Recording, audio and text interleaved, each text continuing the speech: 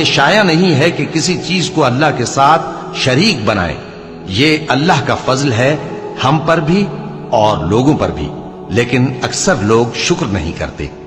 اے میرے قید خانے کے رفیقو، بھلا کئی جدا جدا آقا اچھے یا اللہ جو اکیلا ہے سب پر غالب ہے؟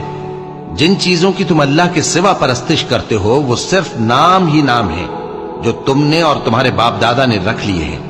اللہ نے ان کی کوئی سند نازل نہیں کی۔ سن رکھو کہ اللہ کے سوا کسی کی حکومت نہیں ہے۔ اس نے ارشاد فرمایا ہے کہ اس کے سوا کسی کی عبادت نہ کرو، یہی سیدھا دین ہے، لیکن اکثر لوگ نہیں جانتے۔